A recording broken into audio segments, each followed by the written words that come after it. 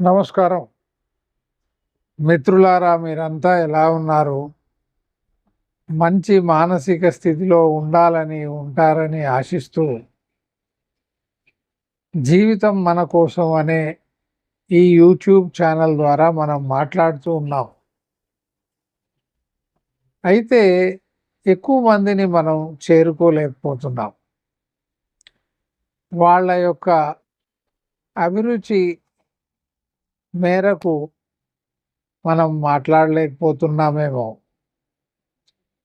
ఒకరిని మెప్పించాలని గాని, ఒప్పించాలని గాని, ఒకరిని ఆకట్టుకోవాలని గాని, వారి మన్ననలు, ప్రశంసలు పొందాలని గాని,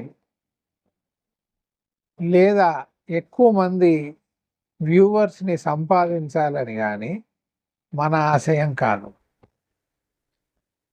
జీవితం అంటే ఏమిటి? దాన్ని చాలా స్పష్టంగా, సమగ్రంగా ఏ విధంగా అర్థం చేసుకోవాలి? దాని ద్వారా జీవిత సాఫల్యాన్ని మనం ఎలా పొందాలి? జీవితం యొక్క ఉద్దేశాన్ని మనం ఏ విధంగా చేరుకోవాలి? మన లక్ష్యాన్ని ఏ విధంగా నిర్దేశించుకోవాలి? అదే మన తాపత్రయం. అయితే పోయిన వారం మనం మనుషుల్లో మహనీయులు అనేటువంటి ఒక కొత్త శీర్షికన మాట్లాడుకోవాలని నిర్ణయించుకున్నాం. పోయినసారి భారతరత్న శ్రీ మోక్షగుండం విశ్వేశ్వరయ్య గారి గురించి మనం మాట్లాడాం. చూసిన కొద్ది మందిలో చాలామంది వారిని గుర్తించారు, కామెంట్స్‌లో వారి పేరు రాశారు. చాలా సంతోషం. వాళ్ళందరినీ కూడా నేను అభినందిస్తున్నాను. మనిషికి స్ఫూర్తి కావాలి, ప్రేరణ కావాలి. ఈరోజు కూడా శ్రీరామచంద్రుణ్ణి కోటానుకోట్ల మంది ఎందుకు ఆరాధిస్తారు? కారణం ఏమిటి? నిజం మాట్లాడాలంటే, సత్యం మాట్లాడాలంటే ఈరోజు కూడా సత్యహరిశ్చంద్రుడి పేరునే ఎందుకు ఉదాహరణగా తీసుకుంటారు అంటే, వారు తమ జీవితంలో ఏ రోజు కూడా తప్పుడు మార్గంలో వెళ్ళలేదు. జీవితంలో వాళ్ళ యొక్క ఆచరణ అనేది చాలా ఆదర్శప్రాయంగా, ఉన్నతంగా ఉంది కాబట్టి ఇన్ని యుగాలు గడిచిన వారి యొక్క నడవడిని, వారి యొక్క ప్రవర్తనను, వారి యొక్క మూర్తిమత్వాన్ని, వారి చరిత్రను మనం ఆరాధిస్తున్నాం. వారినే ఆదర్శంగా తీసుకుంటున్నాం. ఈరోజు మనం మాట్లాడుకోబోయేటువంటి వ్యక్తి కూడా అదే కోవకు చెందినటువంటి వాడు. అది రాష్ట్రపతి నిలయం, ఢిల్లీలో ఉన్నటువంటి రాష్ట్రపతి భవన్. మీ అందరికీ తెలుసు, ప్రథమ పౌరుడు రాష్ట్రపతి గారు ఉండేటువంటి భవనం ఏ విధంగా ఉంటుందో, ఎంత విశాలంగా ఉంటుందో. అయితే ఆ రాష్ట్రపతిని కలవడానికి వారి అన్నాదమ్ముళ్ళు, అక్కా చెల్లెళ్ళు, బంధువులు అందరూ కూడా సుమారు ఒక 30 నుంచి 40 మంది మధ్యన ఢిల్లీకి రావాలని వాళ్ళు నిశ్చయించుకోవడం, ఈయన వారిని రమ్మని అనడం. అంటే రాష్ట్రపతి యొక్క బంధువులందరూ కూడా వచ్చి విజిట్ చేయొచ్చు, అక్కడ ఉండొచ్చు.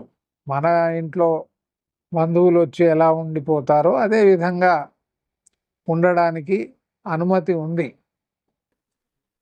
అయితే వారు ఏ ప్రత్యేక విమానంలో రాలేదు. అలా రావడానికి కూడా వీలు ఉండేది. వారు సాదాసీదాగా రైల్వే టికెట్లను బుక్ చేసుకొని ఢిల్లీ వచ్చారు. ఢిల్లీ రైల్వే స్టేషన్ నుంచి ఒక ట్రావెల్స్ బస్సు వారిని తీసుకొని ఎస్కార్ట్ ద్వారా రాష్ట్రపతి భవన్కి తీసుకొచ్చారు.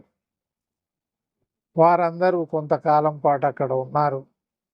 మొత్తం ఢిల్లీ దాని పరిసర ప్రాంతాల్లో ఉన్నటువంటి ప్రదేశాలన్నింటినీ చూశారు, వెళ్ళిపోయారు. ఇది మామూలే కదా.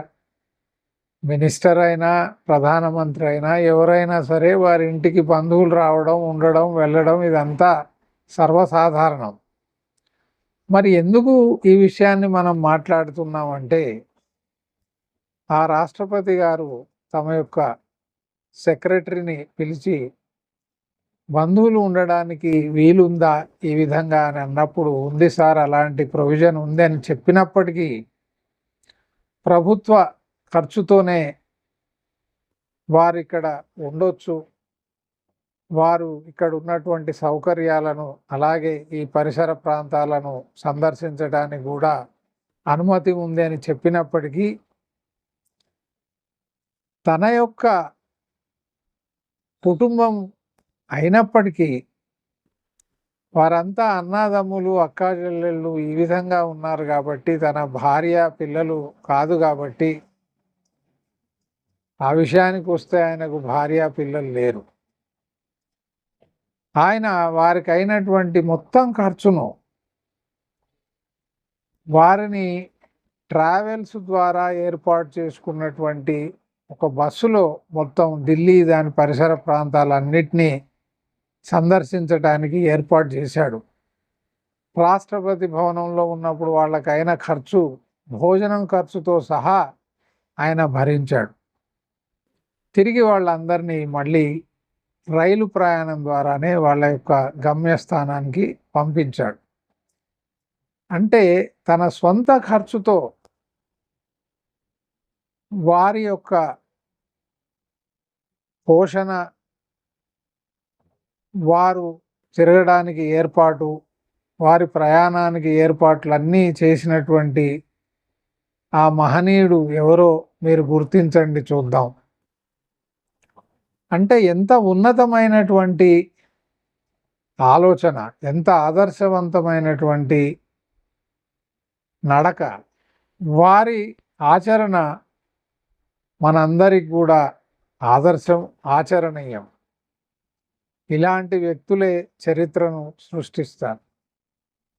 రోజుకు లక్షలాది మంది జన్మిస్తారు, చనిపోతారు. కొందరు మాత్రం చనిపోయిన తర్వాత కూడా యుగ యుగాలుగా వారు భౌతికంగా మన మధ్య లేకపోయినప్పటికీ వాళ్ళు తీసుకున్నటువంటి నిర్ణయాలు, వాళ్ళు నడిచినటువంటి మార్గం, వాళ్ళు చూపినటువంటి ఉన్నత భావనలు, ఆచరణలు మనల్ని ఎప్పుడు కూడా ప్రభావితం చేస్తూనే ఉంటాయి. మానవ జాతికి సర్వదా అన్ని వేళలా ఇలాంటి వ్యక్తులే ఆదర్శప్రాయం. ఇలాంటి వ్యక్తుల చరిత్రను లేత ప్రాయంలో ఉన్నటువంటి పిల్లలకు పరిచయం చేయండి. వారి జీవిత చరిత్రను వారి చేత చదివించండి. అలాంటి ఆసక్తి పెంచడం ద్వారా ఉత్తమ చరిత్ర కలిగినటువంటి పౌరులను, కుటుంబ సభ్యులను మీరు తయారు చేసిన వాళ్ళు అవుతారు. అలాంటి పిల్లలు పెద్దగా అయిన తర్వాత చాలా చక్కగా నడుచుకుంటారు. వాళ్ళ నుండి ఆ కుటుంబానికి కానీ, సమాజానికి కానీ ఎలాంటి అపకారం అనేటువంటిది జరగదు. అలాంటి వ్యక్తులు ప్రతి కుటుంబంలో ఉంటే అలాంటి కుటుంబాలకు ఇంకా చీకు చింత అనేటువంటిది ఉండదు. అలాంటి వ్యక్తులు సమాజాన్ని కాపాడగలరు, సమాజానికి ఎనలేనటువంటి సేవలను అందించగలరు. మనం మాట్లాడుకున్నటువంటి ఆ మహోన్నతమైనటువంటి రాష్ట్రపతి ఎవరు గుర్తించి కామెంట్స్లో రాయండి. అలాగే మీకు ఆ వ్యక్తి గురించి ఇంకేమైనా వివరాలు అదనంగా తెలిసి ఉంటే మాతో పంచుకోండి. నమస్కారం.